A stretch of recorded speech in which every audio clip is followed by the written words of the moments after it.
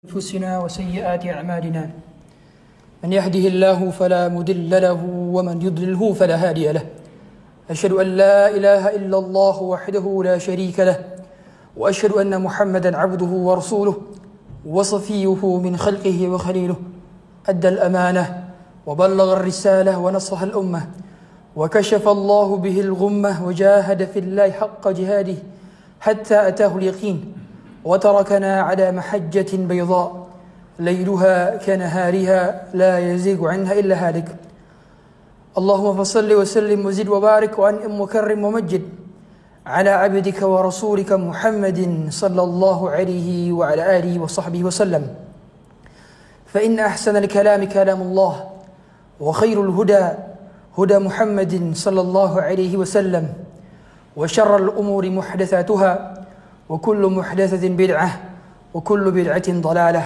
وكل ضلالة في النار أما بعد أوصيكم ونفسي المذنب بتقوى الله وطاعته لعلكم تفلحون فقد فاز المتقون فقال عز من قائل يا أيها الذين آمنوا اتقوا الله حق تقاته ولا تموتن إلا وأنتم مسلمون فقال جل شأنه يا أيها الذين آمنوا اتقوا الله وقولوا قولا سديدا يصلح لكم أعمالكم ويغفر لكم ذنوبكم ومن يطع الله ورسوله فقد فاز فوزا عظيما عباد الله معاشر الحاضرين jemaah sidang Jumat yang dirahmati Allah Subhanahu wa taala.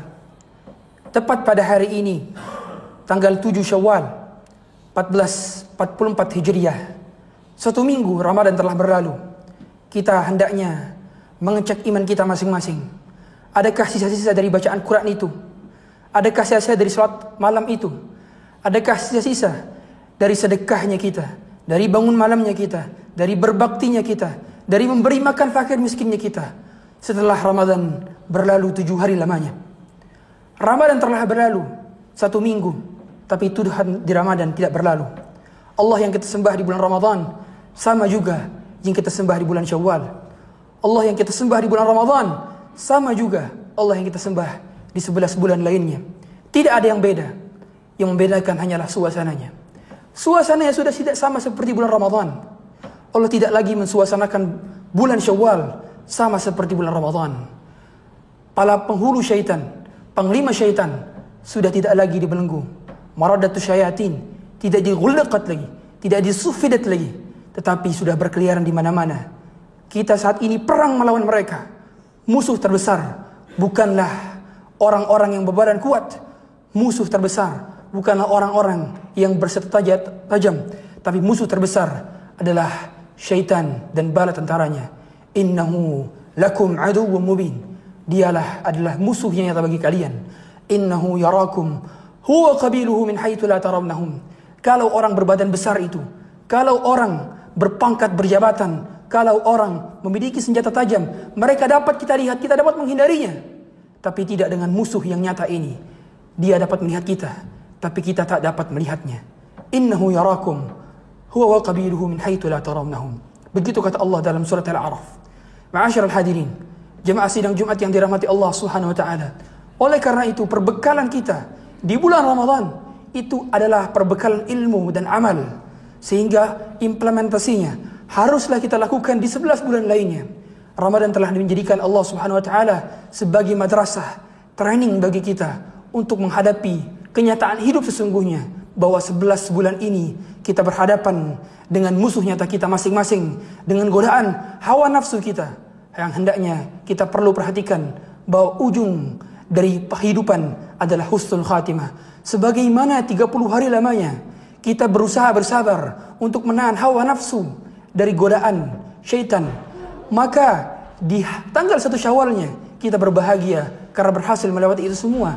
Maka orang beriman tahu bahwa hari rayanya adalah tatkala nyawanya dicabut dan malaikat mencabutnya, mendatanginya, mendudukinya di sebelah kanannya, kemudian berkata, ya ayyatuhan nafsul mutmainnah irji'i ila rabbiki radiyatan mardiyah fadkhuli fi ibadi wadkhuli jannati. Itulah saat terakhir hari raya di mana dia berbahagia karena segera menjemput ajalnya, karena diperlihatkan kepadanya surga, karena diperlihatkan bidadari di hadapannya. Maka pada saat itu dia yakin bahwa surga yang telah dijanjikan oleh Allah dan Rasulnya saat ini telah nyata, senyata-nyatanya. Maka betulkah perkataan Rasulullah SAW, "Man ahabba liqa Allah, ahabba Allahu liqa'ah." Siapa yang cinta perjumpaannya dengan Allah, maka Allah pun cinta perjumpaan dengannya. Siapa yang cinta perjumpaannya dengan surga, maka surga pun merindukan kehadirannya. Siapa yang merindukan perjumpaannya dengan akhirat, maka akhirat pun merindukan perjumpaan dengan dirinya. Inilah yang menyatakan, yang membedakan antara orang beriman dengan orang yang tidak beriman. Dia yakin bahwa perjumpaan dengan Allah nyata, sebagaimana dia yakin bahwa hari Idul Fitri itu ada. Dia yakin sebagaimana besok matahari akan terbit kembali di setiap jam 6 pagi, pun dia yakin dia akan bertemu dengan Rabbnya, entah pertemuan yang akan diridhai atau pertemuan yang akan dimurkai. Ma'asyiral hadirin, jamaah sidang Jumat yang dirahmati Allah Subhanahu wa taala. Maka jangan jadikan kita beribadah hanya di bulan Ramadan saja. Orang yang beribadah di bulan Ramadan saja, dia meyakini seolah-olah Allah itu hanya ada di bulan Ramadan saja. Bi'sal qaum man ya'budullaha fi Ramadan. Cukuplah dikatakan sebagai seburuk-buruk seorang hamba apabila dia hanya mencukupkan diri beribadah di bulan Ramadan saja. Dia kenal salat malam hanya di bulan Ramadan saja. Dia membuka mushaf hanya di bulan Ramadan saja. Datang ke masjid hanya di bulan Ramadan saja. Tapi di 11 bulan lainnya, mushaf tetap tergeletak di rak-rak bukunya. Kakinya tak pernah lagi melangkahkan kaki ke masjid. Sedekahnya hanya cukup dilakukan di bulan Ramadan karena dipampang pengumuman di sana, tapi tak dilakukan di 11 bulan lainnya. Bi'sal qaum, seburuk-buruk seorang hamba, seburuk-buruk kaum apabila hanya mengenal Allah di bulan Ramadan saja. Oleh karena itu, kata para ulama, wala takunu ramadaniyin, janganlah jadikan kita penyembah bulan Ramadan, tapi jadikanlah kita rabbaniyin, penyembah Allah Subhanahu wa taala. Karena siapa yang menyembah Ramadan telah berlalu. Tapi siapa yang menyembah Allah Subhanahu wa taala, Allah tidak akan berlalu. Allah tidak akan pernah meninggalkan kita walaupun hanya sekejap mata. Ma'asyiral hadirin, jamaah sidang Jumat yang dirahmati Allah Subhanahu wa taala. Oleh karena itu, maksimalkanlah sisa dalam kehidupan kita walaupun hanya sekejap mata. Maksimalkanlah sisa umur kita dengan perbanyak amal soleh, karena kita tidak tahu bagaimana kita dibangkitkan, bagaimana kita dihidupkan nantinya di hari kiamat. Kita semua nanti akan datang kepada Allah Subhanahu wa taala dalam keadaan sendirian, sebagaimana kita keluar dari perut ibu kita dalam keadaan sendirian. Walaqad ji'tumuna furada kama khalaqnakum awwala marrah. Dan kami akan datangkan kalian sendirian-sendirian, sebagaimana kalian keluar dari perut ibu kalian sendirian, dimasukkan ke dalam kuburan sendirian, dihisap dalam keadaan sendirian, ditimbang catatan amalnya dalam keadaan sendirian, diberikan catatan rapotnya seumur hidupnya pun dalam keadaan sendirian, melewati sirat dalam keadaan sendirian, yaumu zulmah pun sendirian, di mana hari kegelapan selama 2000 tahun lamanya pun sendirian. Maka kita akan mengharap kepada Allah pun perjumpaan dengan sendirian. Maka kita berharap agar semoga Allah menguatkan fisik kita selama hidup di dunia untuk beribadah kepada Allah Subhanahu wa taala. Hari kiamat nanti dinamakan dengan al-yaumul qiyamah, yaumul qiyamah, hari berdiri, karena pada saat itu kita akan berdiri lamanya, tidak akan dipersilahkan duduk. Kalau hari ini Anda dan saya dipersilahkan duduk oleh sang pemilik rumah, tapi nanti di hari kiamat tidak ada satupun di antara kita yang duduk, tidak ada satu di antara kita yang berbaring, semuanya berdiri. Oleh karena itu dikatakan yaumul qiyamah, dan tidak ada seorang pun dapat bergerak kecuali tempat berdirinya saja. Wal taffatis saqu bis-saq, itu kata Allah di dalam surat Qiyamah. Kita akan berdempetan betis dengan betis, yang mana jarak matahari berjarak 1 mil. Oleh karena itu siapa yang menginginkan dimudahkan berdirinya nanti di hari kiamat, maka perbanyaklah berdiri ketika salat, perbanyaklah berdiri ketika salat malam, perbanyaklah berdiri ketika salat sunnah.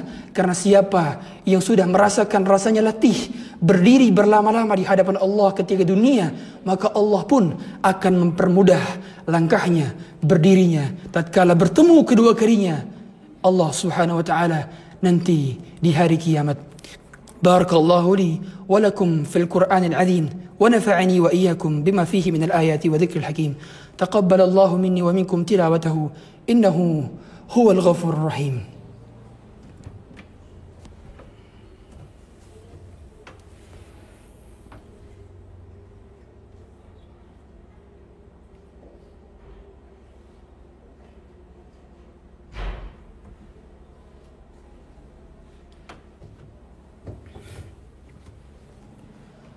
الحمد لله، الحمد لله الخالق الوجود من العدم، وجاعل النور من الظلم، ومخرج الصبر من الألم، فنشكره على المصائب كما نشكره على النعم، ونصلي ونسلم على رسوله الأكرم ذي شرف الأشم ونور الأتم وكمال نبينا والخاتم، سيد ولد آدم الذي بشر بعيسى بن مريم ودعل بئثته إبراهيم عليه السلام حين كان يرفع قاعدة بيت الله المحرم، وصلى الله على النبي الأمي وعلى أهله وصحبه وسلم. أوصيكم ونفسي المذنب بتقوى الله وطاعته لعلكم تفلحون، فقد فاز المتقون. فقال تبارك وتعالى: والعصر إن الإنسان لفي خسر إلا الذين آمنوا وعملوا الصالحات وتواصوا بالحق وتواصوا بالصبر. فقال تبارك وتعالى: إن الله وملائكته يصلون على النبي يا أيها الذين آمنوا صلوا عليه وسلموا تسليما. اللهم صل وسلم وزد وبارك وانعم وكرم ومجد على عبدك ورسولك محمد صلى الله عليه وعلى آله وصحبه وسلم. اللهم اغفر للمسلمين والمسلمات والمؤمنين والمؤمنات الأحياء منهم والأموات، إنك سميع قريب مجيب دعوات ويا قاضي الحاجات. اللهم لا تدع لنا ذنبا إلا غفرته، ولا هما إلا فرجته، ولا دينا إلا قضيته، ولا مريضا إلا شفيته، ولا حاجة من حوائج الدنيا هي لك رضا ولنا فيها صلاة إلا قضيتها ويسرتها. اللهم اقسم لنا من خشيتك ما تحول به بيننا وبين معصيتك، ومن طاعتك ما تبلغنا به جنتك، ومن اليقين ما تحون به علينا مصائب الدنيا، ومتعنا الله بأسماعنا وأبصارنا وقوتنا ما أحيتنا، واجعله الوارث منا، واجعل ثأرنا على من ظلمنا، وانصرنا على من أهدانا، ولا تجعل مصيبتنا في ديننا ولا مبلغ علمنا، ولا تسلط علينا من لا يخافك فينا ولا يرحمنا. اللهم أعز الإسلام والمسلمين، وأذل الشرك والمشركين، ودمر أعداءك الدين. اللهم انصر إخواننا المسلمين المجاهدين والمستضعفين في فلسطين. اللهم انصر إخواننا المجاهدين والمستضعفين في كل مكان وفي كل زمان. اللهم انصر إخواننا الموحدين في كل زمان وفي كل مكان. ربنا آتنا في الدنيا حسنة وفي الآخرة حسنة وقنا عذاب النار. عباد الله، إن الله يأمر بالعدل والإحسان وإيتاء ذي القربى وينهى عن الفحشاء والمنكر والبغي، يعظكم لعلكم تذكرون. فاذكروا الله العظيم يذكركم، واشكروه على نعمه يزدكم، ولذكر الله أكبر، والله يعلم ما تصنعون. أقيموا الصلاة.